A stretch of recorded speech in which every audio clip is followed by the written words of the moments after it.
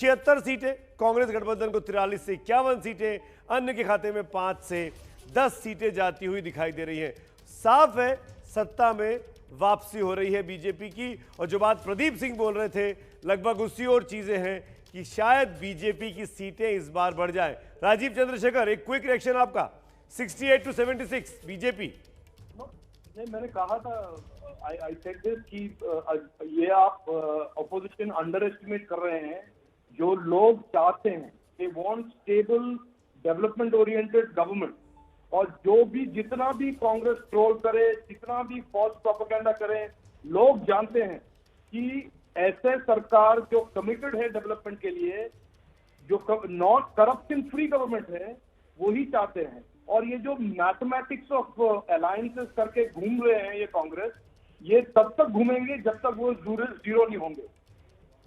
जब रशीद जी कह रहे थे कि ये Congress plus AIUDF will pose a formidable challenge, these are all ideologically less opportunistic alliances that are going but Rajiv ji, sorry, I beg to differ here. आपने हरियाणा में क्या किया? सुमित भाई, आपने हरियाणा में क्या किया? आपने अलायंस किया हुआ चौटाला की पार्टी के साथ। वहां पे आप करें तो ठीक करें, कांग्रेस करे तो गलत। नहीं, मैं ये नहीं कह रहा हूँ। मैं ये कह रहा हूँ कि अपॉर्चुनिस्टिक अलायंसेस, जैसे आप शिवसेना और कांग्रेस को अलायंस पार्टनर मानते हैं महाराष्ट्र में, जो 1993 राइट्स के दोनों। मैं तो ये कह रहा हूँ कि महाराष्ट्र में कांग्रेस शिवसेना के साथ अपॉर्चुनिस्ट है, तो हरियाणा में आप अपॉर्चुनिस्ट है। मैं पॉइंट ये बना रहा हूँ कि to compete with a competent government, it will take more than opportunity. Point बनाइए मत। रोहन बोलिए, रोहन। मैं सुमित में एक ही चीज कहना चाहूंगा।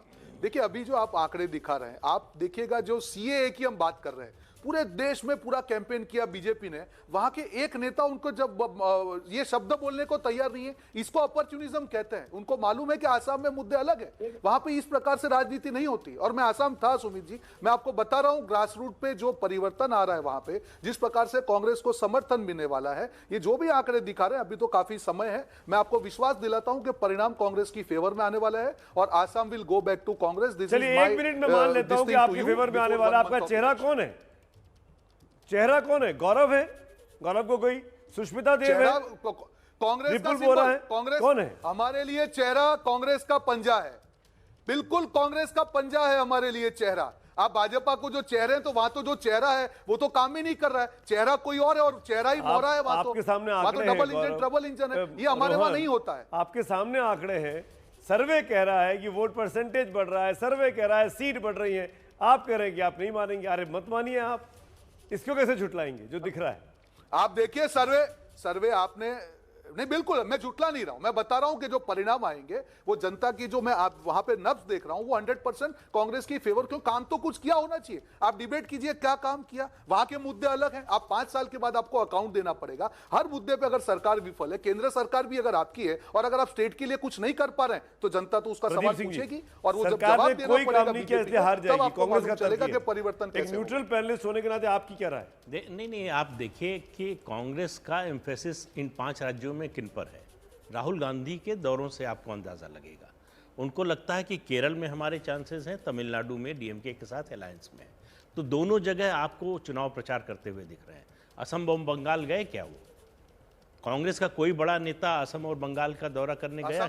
असम गए राहुल गांधी। अरे आप क्या बात कर रहे हैं? जब वो गोल करके आए थे, जब वो एक गोल करके आए थे। नहीं, हम गुजरातियों को मिल जाता है सारा। आपको तुलना जो है तमिलनाडु और केरल से। जब रोहन के प्रदेश पर हमला किया था, जाके आए हैं तो रोहन के प्रदेश पर हमला किया था, गुजराती बोला था। भूल गए थे कि रोहन गुप्ता भी गुजरात से आते हैं। बिल्कुल नहीं, बिल्कुल नहीं। वो हमला गुजराती पे नहीं था, वो गुजराती पे हमला नहीं था। ये है, आप उसको गलत तरीके से लेके जा रहे हैं। गुजराती 6 करोड़ गुजराती है। देखिए, आंकड़ों के ऊपर से छेड़छाड़ नहीं करनी चाहिए। बिल्कुल सर्वे में जो बात है, लेकिन उससे भी भाजपा